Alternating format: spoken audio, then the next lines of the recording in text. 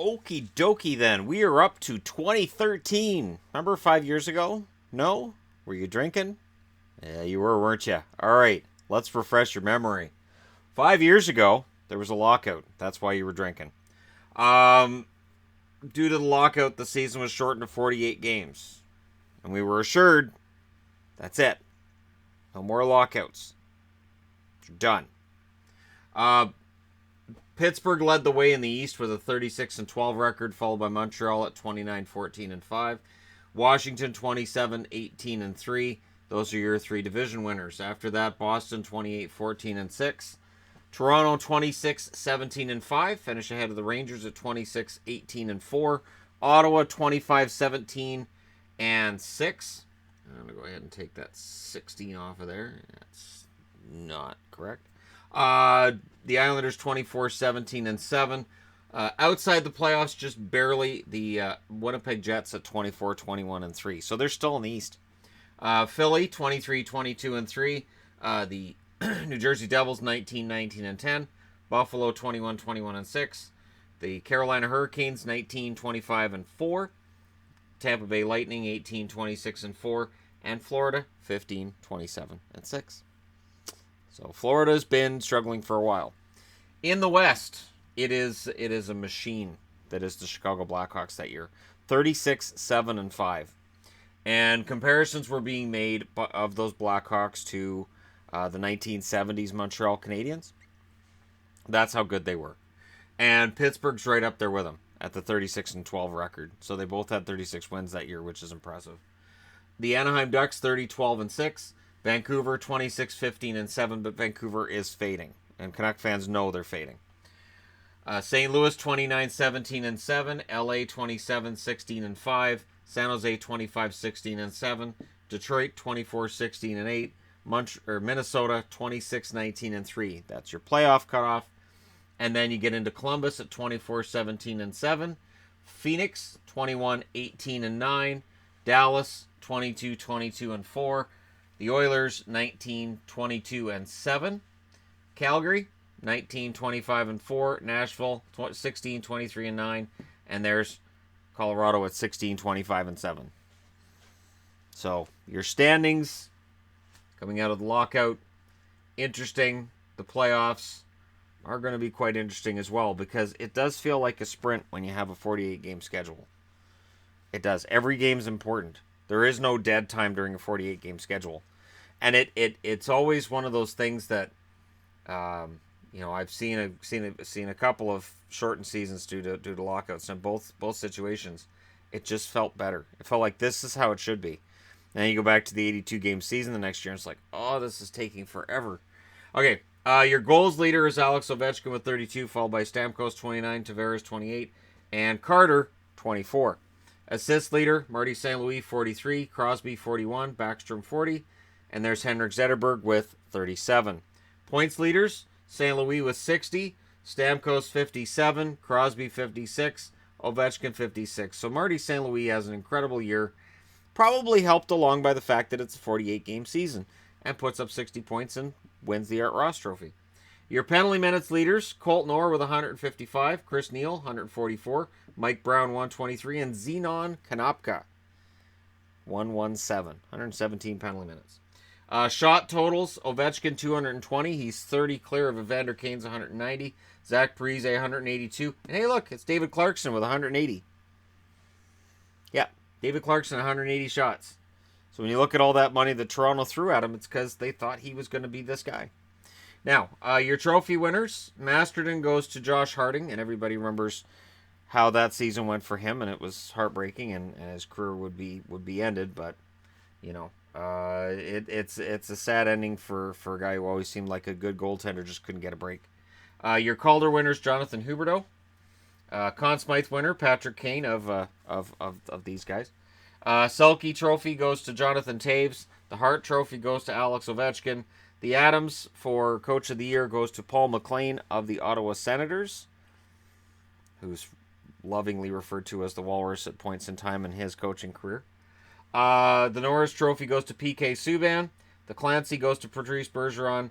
The Lady Byng goes to Marty St. Louis. The Lindsay Trophy goes to Sidney Crosby. The Vezina goes to Sergei Bobrovsky. And the Jennings goes to Corey Crawford and Ray Emery. Rest in peace, Ray. Now, your trophy winners are there. You got everything. We're all set up for the playoffs. And what an amazing playoffs these were. Number 1 seeded Pittsburgh outlasted the Islanders. They won that series in 6. Montreal lost to Ottawa in the first round in 5. And I have to say, I loved the Senators that year so much. That was such a fun series. That was a very, very fun series. I was very happy with that series. The Washington Capitals, they lost in 7 to the New York Rangers in the first round. So Henrik Lundqvist takes out the Capitals. And this was, I believe that's one of the 3-1 series deficit, destruction, no Capitals years that we had. And we're getting closer to the Capitals breaking through, but of course there was no real indication of it until this past year where they won the Cup. The number 4 seeded Boston Bruins came back from 3 goals down against Toronto in Game 7 and won that one in overtime. A loss which I think has haunted the Toronto franchise ever since then, which is odd to me. Because there are teams, 15 of them actually, that lost their last playoff game that year. And I don't remember any of them being haunted. No, I'm not aware of any of them being haunted the way that Toronto has been. And that may be the size of the market, the size of their media presence and their fan base. But I don't think it's fair, especially when you look at this current Toronto Maple Leafs team, and almost none of them played on that team. Out west, the number 1 seeded Chicago Blackhawks made quick work of the Minnesota Wild, beating them in 5. The Anaheim Ducks, the number 2 seed, they lose to the number 7 seeded Detroit Red Wings in 7. It's one of those things you look at and you think, did Detroit like it better in the West? Seriously, were they a better team in the West than they've been in the East? Yeah, food for thought. San Jose, number 6 seed, they swept the number 3 seeded Vancouver Canucks, which again, no surprise to me. But it didn't make me like San Jose anymore. So when San Jose fans say, well, when did you start really, really hating San Jose? That'd probably be the year. That it really became all-encompassing. Like, I can't stand these guys. I'm tired of them beating the Canucks. Because they beat them all the time in the regular season, too. I've said very, very many times that Vancouver goes through California, Anaheim, LA, and San Jose, and I call it the Valley of Death. Because they go through the Valley of Death and they come out changed. They come out with 3 losses. And often, they're not even close. So, yeah, that series didn't help. St. Louis, the number 4 seed, they lost to number 5 seed at LA in 6 in the first round. And I remember that one because St. Louis really could have had their foot on their throat, and they let them up. The Kings, they let them up. Absolutely. That's one of the things about doing videos out of your own home, that people will knock on the door. You don't have an on-the-air sign at the front. It's okay, though. It was Purelator with a package, so it wasn't a jersey. Promise. Okay, so LA beat St. Louis in a series that I really wanted St. Louis to win that, and it kind of made me angry at St. Louis that they didn't. Now, the second round, Pittsburgh makes quick work of Ottawa, which gets rid of any good feelings I had about Ottawa's first round win. Pittsburgh takes them out in 5. Boston beats the Rangers in 5 in the second round, and I felt pretty good about the Bruins that year. Because remember, being out in public eye, and people know I'm a Bruins fan, and since 2011, they've been quite vocal anytime the Bruins lose something. Well, the Canucks were out in the first round, and the Boston Bruins now were in the conference finals. So I was always telling coworkers and people that would, try to give me a hard time about cheering for the Bruins, I would say, it's not too late. You're allowed to cheer for Boston. You're allowed to do that. It's okay. I won't judge you. As a Canuck fan, I get it. You're angry. But you can come on in. Bergeron, it's nice. It's nice when you're a Bruins fan, and Bergeron will be nice to you, and we will forgive everything. Everything is forgiven. Nobody ever took me up on that offer. The number 1 seeded Chicago Blackhawks out west beat Detroit in 7, and that was a thrilling series. This was kind of a last hurrah for the Detroit Red Wings, and it's a shame, really, for Detroit, because this was the end of a dynasty in a way. That series against Chicago, great series. Meanwhile, the LA Kings beat San Jose in a pretty solid series 2 and 7, a series where I was like, I don't care, kill each other. I don't care. I'm sorry, I know there's people in California fans. They're like, wait, what? Yeah, I didn't care. Um, in the conference finals, the greatest series of all time happened, where Boston beat Pittsburgh in 4, and it is a good thing I didn't have a channel when that happened. The celebration that I had when there's no webcam on me and nobody really cared, it was epic. I really really enjoyed that 4-game sweep. I may have had my TV up really loud. I might have been dancing around my apartment. I might have been very, very happy at the fact that the Boston Bruins were going back to the Stanley Cup final for the 4th time since I'd started watching hockey. And I was pretty sure that they were going to give these guys a hard time. See, Chicago and LA meets in the conference final. And this was a 5-game series, but it was a very good series. And it proved that LA and Chicago were the best teams in the West. There was no doubting that they were the best teams in the West. Chicago emerges victorious. And going into that final, I said, all right, it's Boston, it's Chicago. I've watched Chicago beat my Canucks a few times. Regular season, playoffs, I've seen it happen. This is Boston. And right away I'm thinking, this is different. This is not going to be as easy for Chicago as taking out Vancouver. First game of the series, Chicago wins 4-3 in overtime. Second game of the series, Boston wins 2-1 in overtime. It's a split series. And what am I saying coming out of that? That's right. We're going to do this. Game 3, Boston wins in a shutout, 2-0. I was so happy.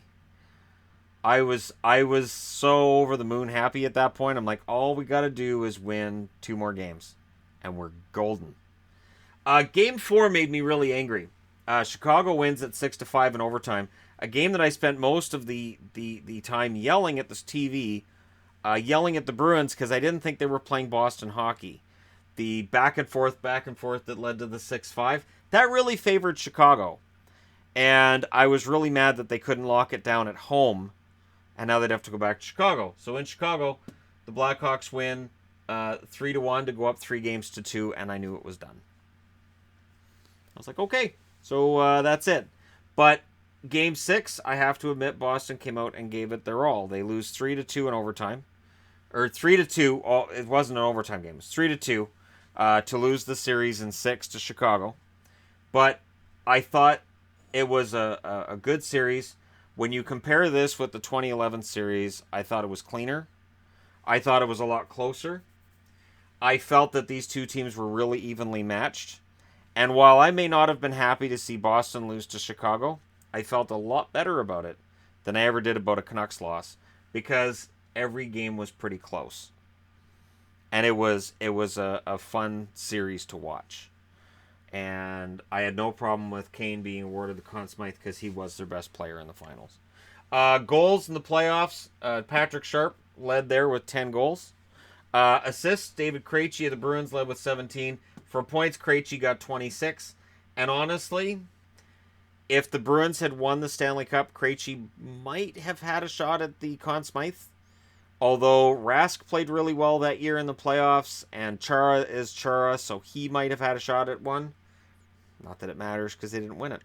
And then for your wins total, Crawford had 16 and Rask had 14. So going into that playoff, Corey Crawford had a lot of question marks from the year before because Phoenix had kind of made him look bad. Phoenix had made Crawford look pretty bad in that series the year before.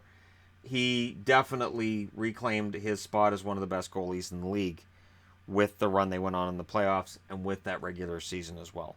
Crawford became one of the elite goaltenders in the league. So there you go. The 2013 Stanley Cup champions, Chicago Blackhawks. And that was when my complete and total hatred of Chicago started to wane, which is weird because they just beat Boston, but it started to, because Vancouver's on their way down, and I felt like, all right, it's starting to lighten up.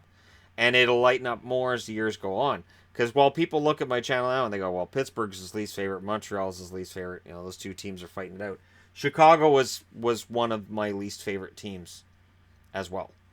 In fact, I probably, in a Stanley Cup final at this point, I might have thought about cheering for Montreal ahead of Chicago if those two had met in the playoffs in the Stanley Cup. So there you go. Let me know your thoughts, as always, in the comments section below. Don't forget to hit like and subscribe if you're browsing your way through. You just happened upon this video. Thank you guys so much for watching. I'll talk to you again soon.